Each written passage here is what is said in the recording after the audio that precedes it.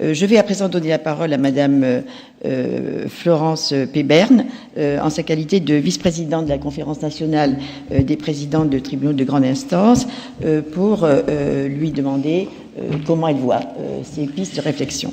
Merci Madame le professeur, Monsieur le Premier Président, Monsieur le Procureur général, Mesdames et Messieurs, voici la parole des centres de dépenses. C'est le langage lolfien. Je représente ici la Conférence nationale des présidents de TGI. C'est une association qui existe depuis une vingtaine d'années, qui regroupe aujourd'hui environ 130 des 160 présidents de TGI. Elle a donc une excellente connaissance des avantages et des inconvénients à être président d'une juridiction de première instance dans ce LACI organisé par la loi organique pour les lois de finances. La CNP-TGI, dans ce groupe de travail, avait un objectif ambitieux. Elle s'est résolue à une position réaliste. La CNP-TGI fait sien l'objectif d'obtenir la reconnaissance de la justice comme un pouvoir public au sens de la législation budgétaire, ainsi que la conversion du Conseil supérieur de la magistrature en un conseil de justice, doté de la gestion des moyens humains et matériels nécessaires au fonctionnement des juridictions.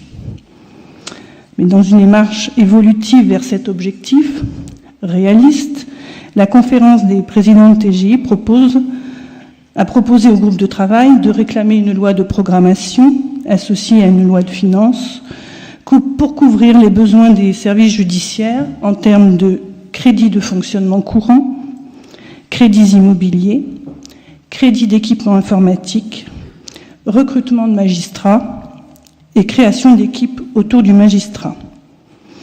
La conférence des présidents a également sollicité la création d'une nouvelle mission justice judiciaire composée de 3 programmes. Le programme de la Cour de cassation, avec comme responsable de programme le Premier Président et le Procureur général. Le programme des juridictions, avec comme responsable de programme le directeur des services judiciaires. Il s'agit là du financement du jugement des contentieux civils, de la conduite de la politique pénale, de l'enregistrement des décisions judiciaires, des actions de soutien, de formation et le support de l'accès au droit. La conférence est aussi en faveur d'une 3e mission, l'accès au droit, avec comme responsable le secrétaire général du ministère. Nous y mériterions l'aide juridictionnelle, l'accès au droit, l'aide aux victimes, la médiation familiale et les espaces de rencontre, et puis, puisqu'elle reste encore, l'indemnisation des avoués. La 3e position de la conférence des présidents était de traduire, au moins partiellement, dans la législation budgétaire, la place de l'autorité judiciaire dans la Constitution, en prohibant, par une disposition de la loi organique des lois de finances, les gels budgétaires en cours d'exécution du budget voté par le Parlement. La 4e proposition de la conférence était d'autonomiser le budget du Conseil supérieur de la magistrature en l'érigeant en organe de la mission Conseil et contrôle de l'État, à l'instar de la Cour des comptes et du Conseil d'État, pour qu'il soit rattaché au Premier ministre, en lui donnant un nouveau rôle double. Contrôler ou superviser plutôt la demande budgétaire présentée par le ministère de la Justice. Le Conseil supérieur de la magistrature, en cours d'élaboration de la demande budgétaire annuelle, pourrait ainsi adresser au Parlement un avis sur le contenu de la demande budgétaire, faire des observations sur l'inadéquation éventuelle de ces demandes avec les besoins et émettre des recommandations. Avis et recommandations feraient l'objet d'une publication. Il s'agit de rééquilibrer ou même d'institutionnaliser le dialogue qui doit exister entre le Parlement et l'autorité judiciaire. Il s'agit aussi de renforcer le poids de la parole judiciaire au sein du Conseil des ministres, au plan budgétaire. Deuxième rôle que l'on pourrait confier au Conseil supérieur de la magistrature, le contrôle du suivi de l'exécution budgétaire. S'assurer que les crédits votés ont été alloués, vérifier leur répartition équitable entre les BOP. Certains BOP reçoivent actuellement nettement plus proportionnellement que d'autres. Vérifier le niveau des dépenses et, le cas échéant, exercer un contrôle sur la qualité de l'animation déconcentrée. Les moyens matériels et humains du Conseil supérieur de la magistrature devront nécessairement être revus. Le Conseil doit pouvoir recourir à l'inspection générale de la justice. La 5e proposition de la conférence, doter la mission justice judiciaire de ressources propres. J'ai entendu ce qu'a dit ce matin le sénateur Lefebvre. Quand je dis ressources propres, ça ne veut pas dire que ce sont des ressources qui iront forcément dans le budget du ministère de la Justice. Je ne méconnais pas la règle de l'unité du budget de la nation, mais il me semble un peu excessif aujourd'hui de ce que la justice soit uniquement gratuite, toujours, pour tout le monde, dans tout ce qu'elle fait et dans tout ce qu'on lui demande. La conférence est donc en faveur de la restauration du droit de timbre pour les procédures civiles qui n'ont pas donné lieu à l'octroi de l'aide juridictionnelle, pour le maintien du droit fixe de procédure dans les affaires pénales, pour l'établissement d'un droit pour la délivrance d'une 2e copie de décision. La conférence attire aussi l'attention sur le fait que de nombreux bâtiments judiciaires sont utilisés par des tiers sans payer de loyer, toujours actuellement, et elle s'interroge aussi sur les conséquences de l'open data, qui va mettre à la disposition gratuitement de sociétés commerciales de centaines de milliers de décisions qu'elles revendront, après les avoir fait examiner par des spécialistes de la mathématique et des algorithmes, à des sociétés d'avocats.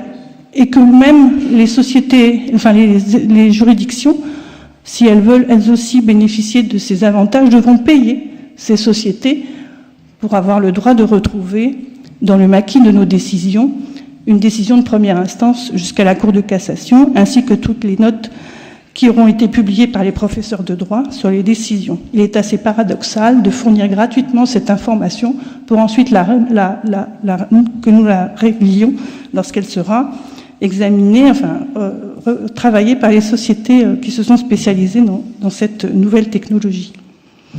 Sur la base de ces propositions, après avoir travaillé, c'était Gilles Acommando a commencé, et puis ensuite moi, au sein de la conférence, je m'associe aux remerciements de M. Acommando adressés à M. Bouvier.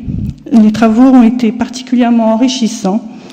Ces qualités humaines et techniques ont fait en sorte que les débats soient toujours très riches, très documentés, avec un choix d'intervenants particulièrement de grande qualité, qui permet d'avoir un rapport, je pense, qui fera date en ce qui concerne les études de la science des finances publiques sur le judiciaire.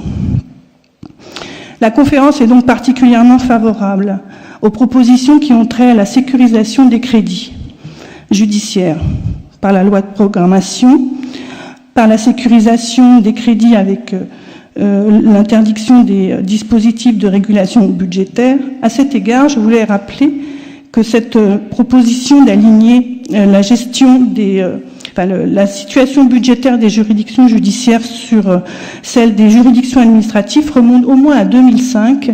Il s'agit d'une proposition faite par le sénateur du Loir à monsieur le garde des Sceaux de l'époque, je crois que c'était monsieur Perben. Déjà, il avait souligné qu'il n'aurait été pas incompatible avec la Constitution de proposer cet alignement des juridictions administratives et judiciaires. L'exemption des gels et dégels, bien sûr, cette proposition est très favorablement accueillie par la conférence des présidents. Je voulais juste faire observer que même sur les gels et dégels, lorsqu'ils sont ordonnés et que le ministre arrive à avoir le droit de décider sur quel budget il y aura un dégel ou un gel, les juridictions ne sont jamais consultées sur les priorités ministérielles. Je voulais aussi indiquer que la réforme qui pourrait suivre la publication du rapport, si les politiques décident de s'en emparer, ne devra nécessairement être précédé d'une révision de la structure de la mission justice dans les programmes 166, 101 et 335, parce que tels qu'ils sont actuellement répartis, les crédits judiciaires sont en fait assez invisibles. Bon nombre d'entre eux sont noyés dans des missions qui ne permettent pas leur identification facile par rapport aux dépenses transversales que fait le ministère sur les autres directions métiers. Évidemment, la conférence est très favorable à l'institution d'un dialogue plus régulier entre le ministre et les différentes conférences pour ce qui concerne les missions des besoins des juridictions et le contrôle de la demande budgétaire. Enfin, ce qui a été évoqué et puis finalement abandonné dans le rapport parce que c'était un peu en marge du sujet mais quand même très central pour nous. Nous avons toujours dans l'objectif d'une gestion fondée sur les objectifs davantage travaillé sur la qualité de nos indicateurs, sur les indicateurs de performance fondés sur le chiffre et non pas sur la qualité. Les présidents de tribunaux attirent l'attention sur le fait que près de 15 ans après l'entrée en vigueur de cette loi organique, le fait d'avoir fondé davantage nos indicateurs sur les chiffres plutôt que sur la qualité a entraîné chez nos magistrats une certaine perte de sens de leur métier, davantage consacré sur les flux en entrée et en sortie que sur la qualité de leur mission et le sens qui leur est donné. Et je trouve qu'il est tout à fait urgent désormais que parmi nos indicateurs LOLFiens, nous réintégrons comment nous nous adressons aux justiciables, comment nous rédigeons nos décisions de justice, et sont-elles comprises et sont-elles acceptées. Je vous remercie.